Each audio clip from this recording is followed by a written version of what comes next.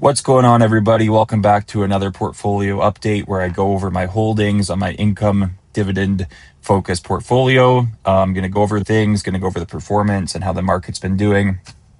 So we're actually up on price appreciation this month, but it's been a crazy month. You guys can see this chart. Like my portfolio went down to 570, it went up to 590, it went back down. So we're starting to kind of level out, but you guys can see the volatility here.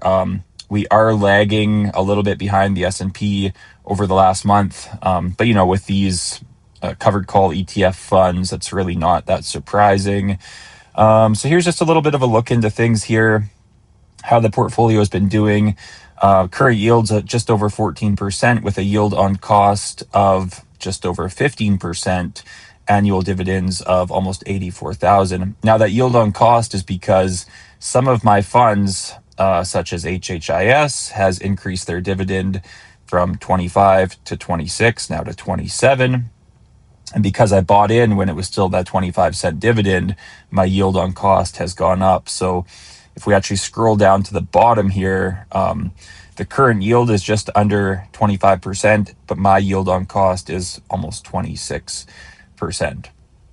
So great job to HHIS. But C-Day has also increased their dividend slightly. It's probably not going to show it because it's a fraction of a cent, but they've gone up. It's like 18 and a half, I think they're paying out. So that's gone up. So my yield on cost on that is about 18 and a half.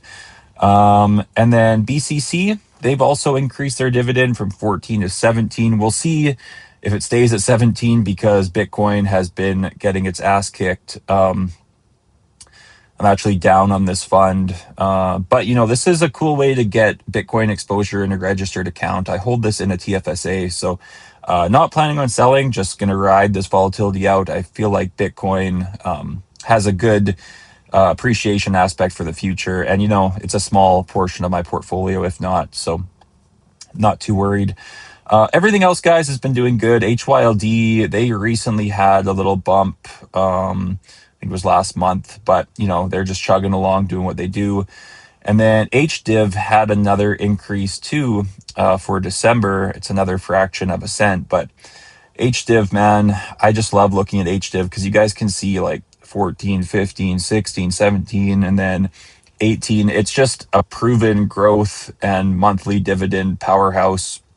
It doesn't have a crazy yield like HHIS, but the current yield's coming in at about 10.6, and my yield on cost, because of all those dividend increases, is almost 13%. And I got to say, HDiv, you can see here the total profit.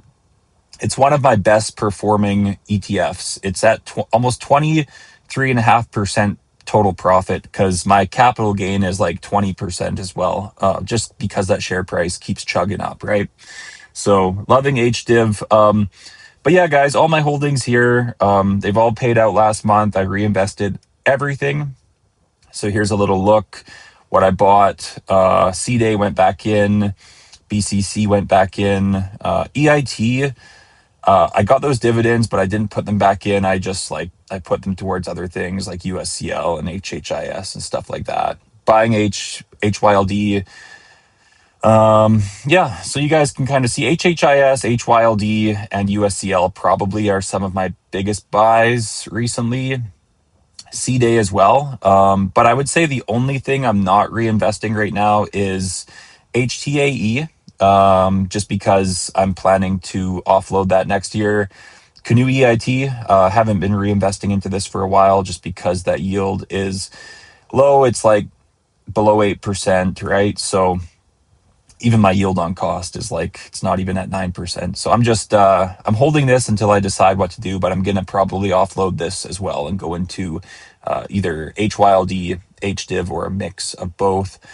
And then ENCC, it's actually started to do a little bit better, but they did have a dividend cut in the February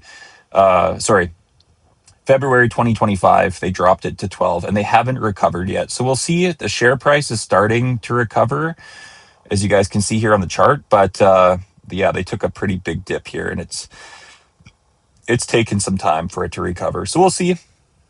Maybe that 12-cent Dividend will go back to 13, but I'm not sure what I'm doing with ENCC yet. I might just hold it. It's in a non-registered account, so it's got that good Canadian exposure in there. And then GDV, my one split fund, I have not been buying any more of. It's got a crazy price growth recently. Just can see here, like, yeah, it's just been trending up. But yeah, I haven't had any buys in the last 6 months with GDV. Just been pushing those dividends to other funds. I also plan to offload this in the new year, so hopefully that price can stay above 12.20, because what did I buy it at? My cost per share is like 10.39. So I'd like to make a bit of money on that when I sell it. But yeah, I've really been enjoying holding all of these funds. None of them have missed any payments. In fact, a lot of them, if not most of them, has increased their dividends since I've been holding them. So yeah, absolutely happy with all of my holdings. They're all diversified and they all are paying out and increasing dividends over time, which is great to see.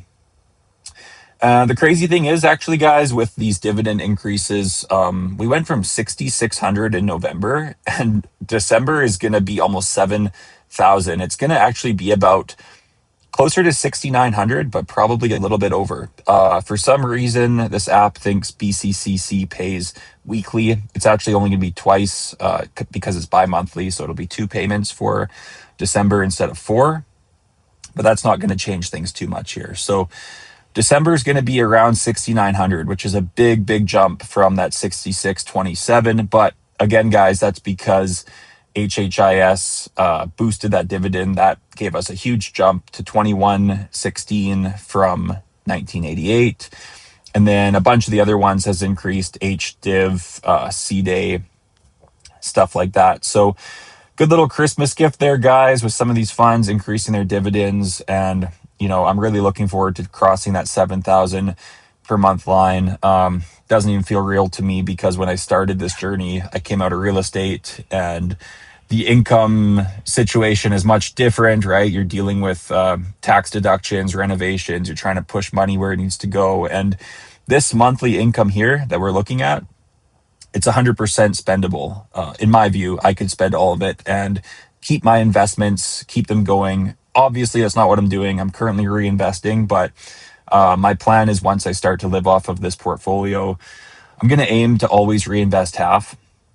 I feel like that's a pretty sustainable goal. So speaking of goals, my goal is 99% of the way there. So I'm probably going to have to change this from 85,000 annually, probably up to 90 for now. We'll see where that goes. But yeah, exciting stuff, guys. 7,000 for next month, or at least very close to 7,000.